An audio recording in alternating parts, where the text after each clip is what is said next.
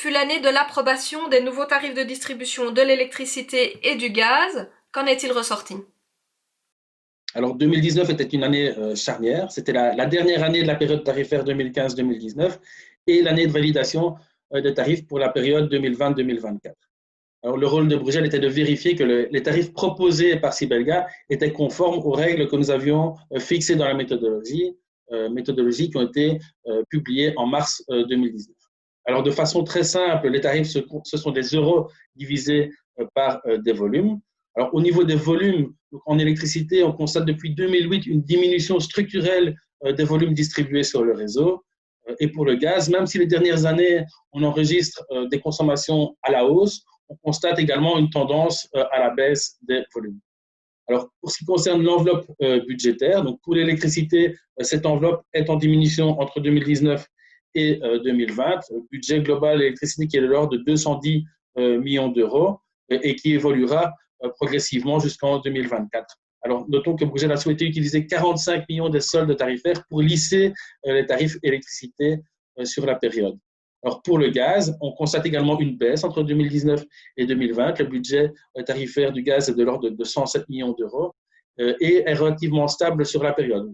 Il augmente de 2,5% entre 2020 et 2024, contrairement à une augmentation de l'ordre de 9% pour l'électricité. Pour le secteur de l'eau, quels ont été les deux dossiers phares qui ont marqué l'exercice 2019? Alors, il y a eu d'une part l'indexation des tarifs de l'eau pour 2020 et d'autre part les méthodologies tarifaires. Pour ce qui concerne l'indexation du prix de l'eau, pour rappel, cette indexation n'avait plus eu lieu, il n'y avait plus eu d'indexation depuis 2014. Alors, cette indexation ne portait pas sur l'ensemble des postes de la facture, mais uniquement sur la composante assainissement communal gérée par Vivaqua. Alors, Bruxelles a accepté cette indexation, qui était relativement limitée. On parle de 5 à 6 euros pour un ménage moyen de 2 personnes. Mais même si cette composante a augmenté, ça ne permet pas de financer de façon suffisante les besoins en investissement. Le deuxième dossier phare, c'était les méthodologies tarifaires, l'élaboration des méthodologies tarifaires, une méthodologie pour Vivaqua, une méthodologie pour la SBGE. Alors, cette rédaction de méthodologie, elle a mobilisé pas mal de ressources, tant chez Bruxelles que chez les opérateurs. Alors, elles vont permettre d'objectiver les tarifs de l'eau, de challenger les opérateurs sur certains coûts afin de garantir une utilisation optimale des ressources.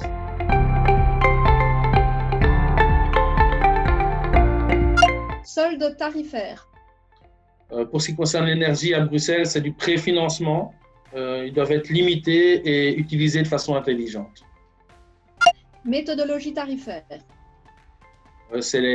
Fixe les règles et les échanges entre les opérateurs et le gestionnaire de réseau et Bruxelles. Consommateur.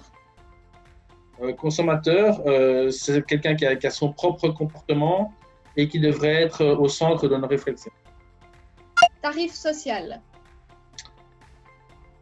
Nécessaire, mais il doit être bien pensé et viser les consommateurs cibles. Coût-vérité de l'eau. C'est un concept souvent mal compris qui n'est pas prospectif et qui ne permet pas de fixer des tarifs sur le long terme.